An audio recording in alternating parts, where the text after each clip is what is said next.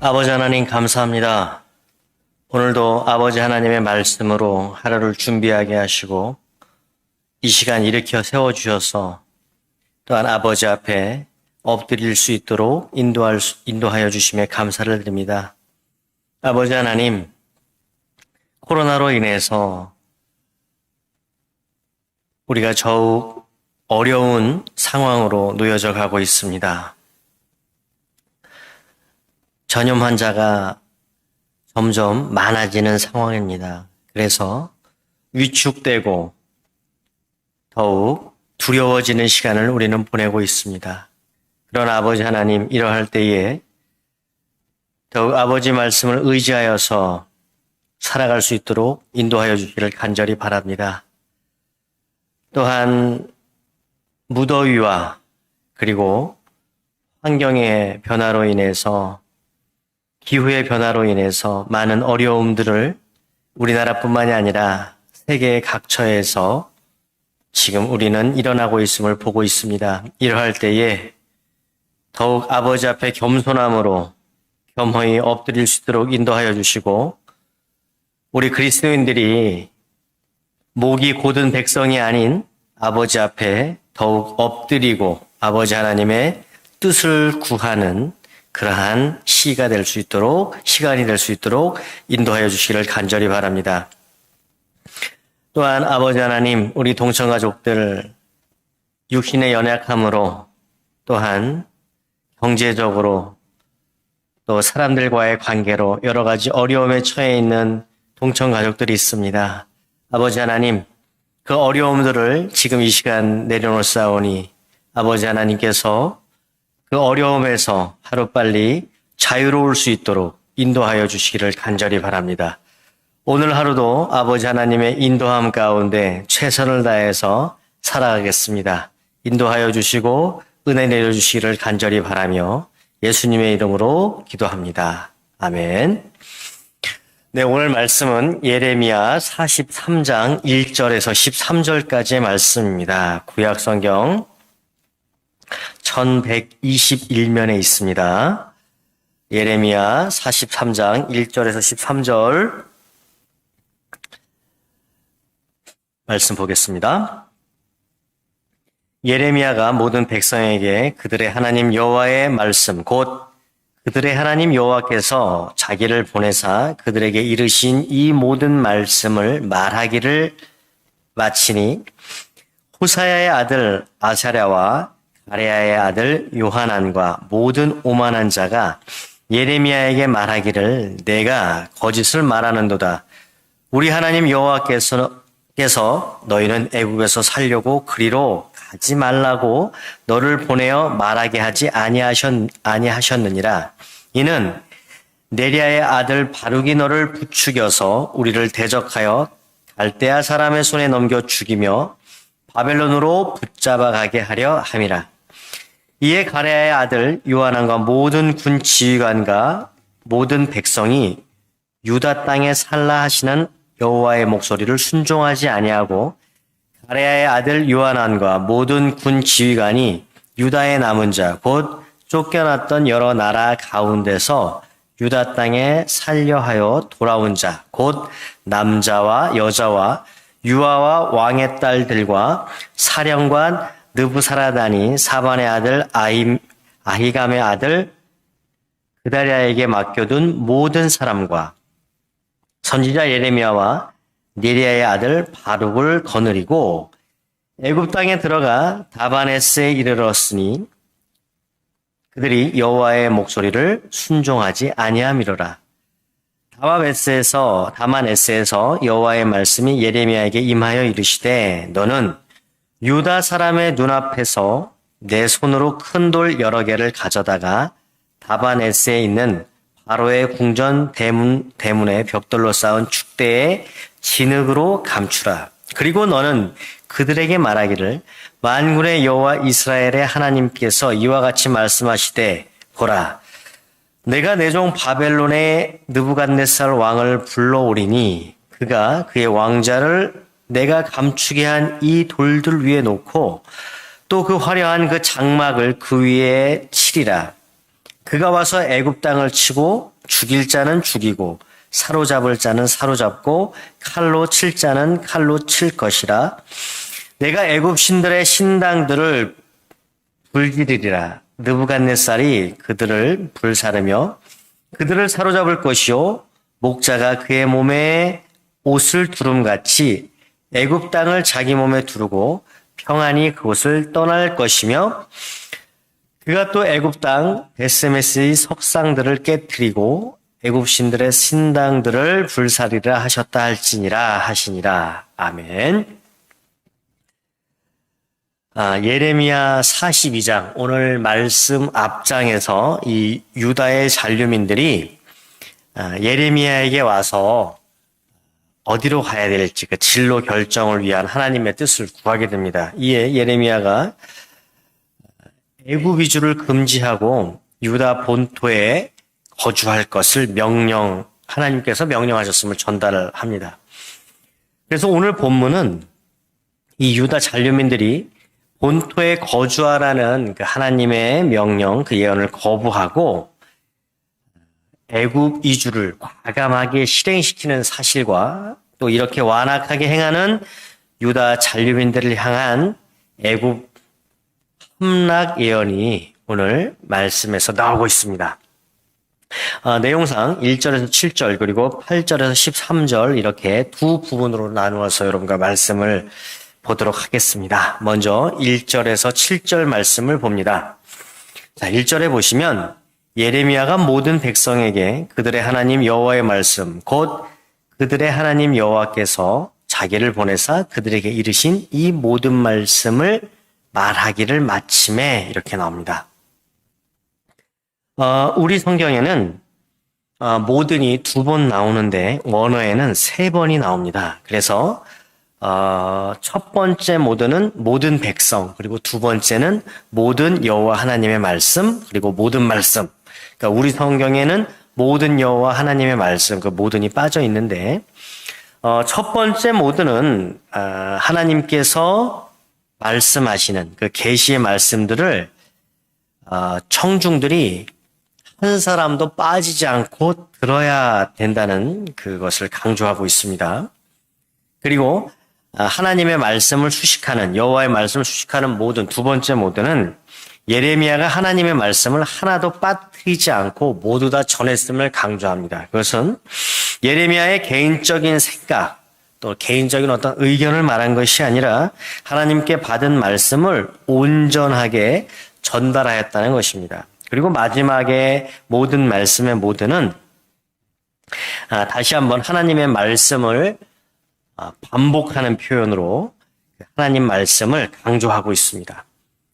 즉 백성들이 반드시 순종해야 될 권위 있는 말씀이라는 것을 말하고 있는데 오늘 말씀에서 말해주고 있는데 앞서 보신 42장 19절에서 22절에 보면 이 예레미야의 권고에 대해서 이 하나님의 뜻이 백성들에게 거부될 것이라는 그 사실을 암시하고 있습니다. 자, 이 말씀에 대한 거부의 의사를 나타내는 사람들이 오늘 말씀에 나타나는데 아사랴, 요하난, 그리고 거만한 자들이라고 오늘 말씀에서 나오고 있습니다.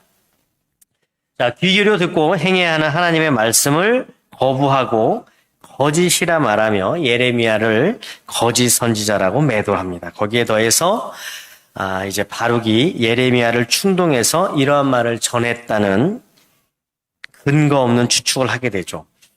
바룩은 예레미야가 전한 하나님의 계시를 있는 그대로 두루마리에 적었던 아주 충성스러운 이 예레미야의 개인 서기입니다.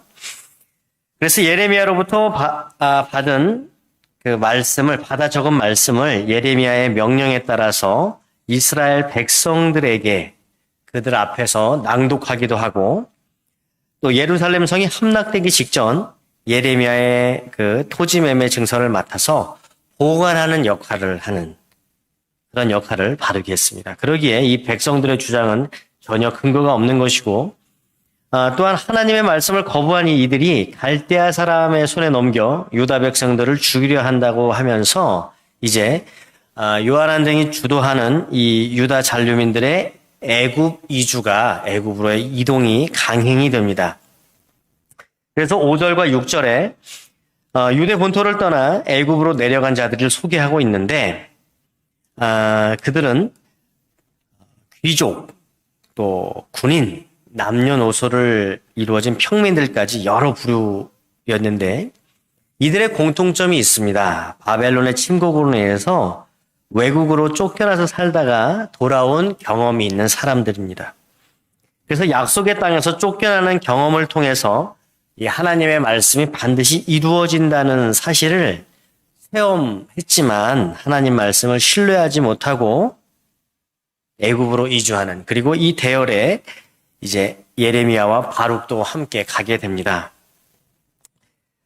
자, 애굽 다마네스에서 이제 여호와의 말씀이 임하는데 그 베들레헴 근처 게롯김함에서 예레미야에게 말씀이 임한 뒤에 다시 하나님께서 예레미야에게 이곳 다마네스에서 말씀이 임하게 됩니다.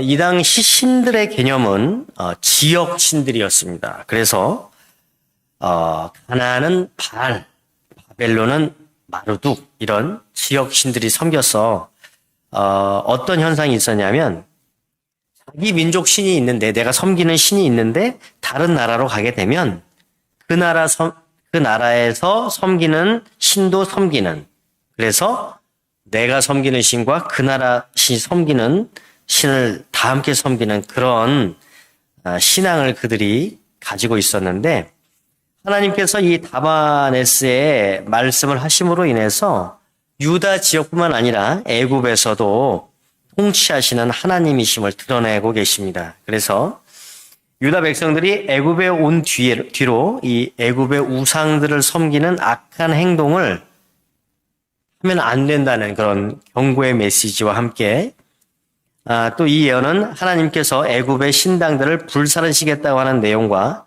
그 바벨론 왕 군대 역시 불살르리라는 것을 말씀해주고 계신 것입니다. 전쟁 중에 적국의 그 신전을 불태우는 일은 그 나라를 모욕하는 의미로서 이 당시 전쟁에서 매우 자주 쓰이던 방법인데요. 그래서 13절에 보시면은 애굽 신들의 신당들을 불살르리라 이렇게 나옵니다. 그래서 베세메스는 여러분 태양의 집이라는 뜻으로 애굽의 많은 그 우상들 중에서 이 태양은 바로를 상징하는 우상이었습니다. 그래서 이 신전을 파괴하는 것은 애굽 전역을 파괴하는 것을 상징하고 동시에 애굽이 섬기는 그 신이 무능함을 보여주는 표현입니다. 그래서 여러분 이제 이 바벨론이 이 이집트를, 이 애굽을 함락하게 되는 그 표현을 12절에 보시면은 목자가 그의 몸에 옷을 두름같이 이렇게 표현을 합니다. 목자가 옷을 입는다는 것은 매우 간편하게 손쉽게 어떤 일을 이룬다는 것을 의미합니다. 그래서 이 느부갓네살이 애굽을 칠 때에 매우 손쉽게 친다는, 정복한다는 그런 의미가 있습니다. 바벨론이 물론 고대 근동의 패권을 장악한 대제국이었습니다만 이 애굽 역시 오랜 기간 동안 막강한 왕권 그리고 군사력을 가지고 있었던 강대국이었습니다. 그럼에도 오늘 말씀해 보니까 바벨론이 애굽을 쉽게 정복할 거라는 그런 말씀이 나오죠. 자, 결국 유다 백성들은 전능하신 하나님을 버리고 애굽으로 피신을 갔지만 애굽인들이 그들의 평안과 안전을 보장하지 못합니다. 그리고 애굽인들이 유다 백성들을 도와주고 그들을 돌보아주지 못하고 바벨론으로부터 침공을 당하고 그들 자신도 자신들을 지켜낼 수 없는 그런 존재였고, 또한 그들이 섬기는 신들조차도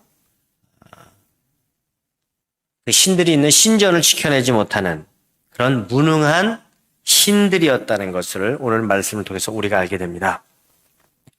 오늘 말씀을 통해서 하나님의 말씀을 거부하는 자들의 교만한 행태가 나오고 있습니다. 요한왕과 백성들은 예레미야를 통해서 하나님의 뜻을 먼저 물었습니다. 그리고 그 말씀을 듣고 나서 받아들이질 않게 됩니다. 오히려 예레미야의 이 서기관이었던 바룩의 계략이라고 이렇게 말을 했죠.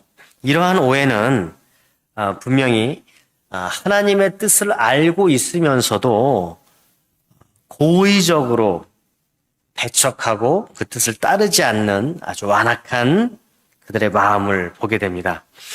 유다에 남은 그 백성들은 하나님의 심판을 목격하고서도 여전히 깨닫지 못하고 자신들의 의지와 결심을 하나님의 뜻보다 더 위에 둔 것을 우리가 알게 되었습니다. 그리고 여러분, 이 더해져서 오늘의 이 말씀에서 결국 이러한 모습들, 하나님 앞에서 하나님의 뜻을 따르지 않고 자신의 의견과 자신의 뜻대로 살아가는 것들, 그것은 바로 오늘날 우리에게도 오늘날 우리 그리스도인들에게 적용이 되는데, 그것은 우리가 이 시대를 바라보는 시각이 신앙적인 눈을 가지고 바라봐야 된다는 것입니다. 우리가 살아가는 세상은 어떠한 것에 관심이 많습니까? 역사, 그리고 어떠한 경제, 문화, 사람들이 살아가는 것에는 이 세상이 어떻게 돌아가는 거에 참 관심이 많습니다. 무엇을 위해서 돌아가는가? 많은 그래서 이것을 세속사라고 이야기를 하죠. 세상에 돌아가는 이야기들. 그러나 우리가 관심을 두고 봐야 될 것은 하나님 중심의 구속사입니다. 그래서 하나님께서 이러한 어려운 시절에 우리를 어떻게 구원하시는가, 우리를 어떻게 이끌어 가시는가, 그리고 우리를 어디로 인도하고 계시냐는 거죠. 그래서 하나님의 백성은 영적으로 항상 깨어 있어야 된다는 것입니다. 유다에 남아있던 자들은 하나님의 말씀과 무관하게 애굽으로 내려갈 것을 계속 고집하게 되죠. 결국 그것을 실행하게 되고 멸망의 길로 가는 것을 우리가 보게 됩니다. 유다 사람들의 시각에서는 애굽이 매우 강하여서 그들이 자신들의 안전과 안녕과 또 가족들의 그런 평안을 지켜줄 거라는 그런 기대를 했을 것입니다. 근데 그 전에 먼저 아버지 하나님께서 가지 말라고 한 길을 그들이 간 것을 우리는 보게 되죠. 단순히 이동한다는 것이 아니라 유다 지역을 벗어난다는 것은 하나님의 땅에서 벗어나는 것.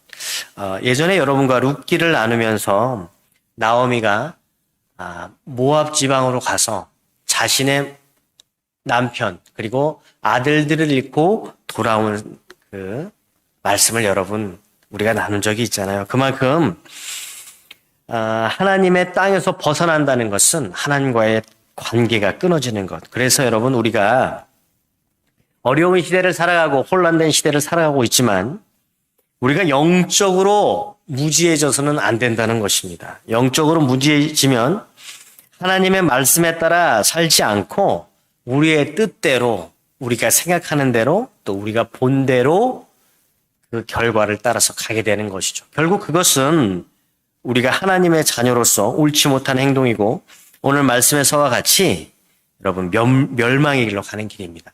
그렇기 때문에 우리가 영적인 무잠에서 벗어나서 앞서 말씀드린 대로 우리의 관심은 세상사에 있어야 되는 것이 아니라 하나님의 구속사에 관심을 갖고 살아야 된다는 것. 그래서 여러분 오늘도 우리에게 들리는 여러 가지 소식들 우리를 불안하게 하고 우리가 겁내하는 그런 사실들이 또한 그리고 놀라움의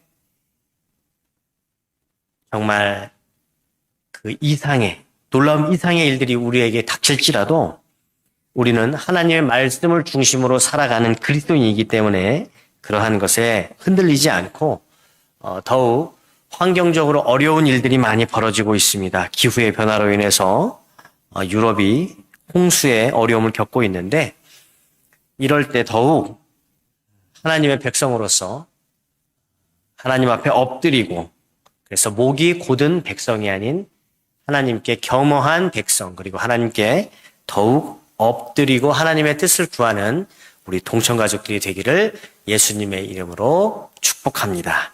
네, 여러분 오늘 말씀으로 기도해 주시고요. 또 한 가지 기도 부탁을 드리겠습니다. 지금 교회 학교에서 여름 행사를 계속 진행 중에 있는데 부서에 따라서는 일정을 다소 옮긴 부서도 있고 또 지금 여름 행사를 진행 중에 있는 부서들도 있습니다. 어쨌든 코로나로 인해서 지금 제대로 일정 중에 그 행사들이 좀 축소되고 있는데 하나님께서 인도하여 주셔서 그 일정 가운데 함께하여 주셔서 우리의 자녀들이 이 여름 행사에 많이 참여하여서 신앙이 한층 더 성장할 수 있도록 아버지 하나님 인도해 달라는 기도 부탁을 드리겠습니다. 기도하시겠습니다.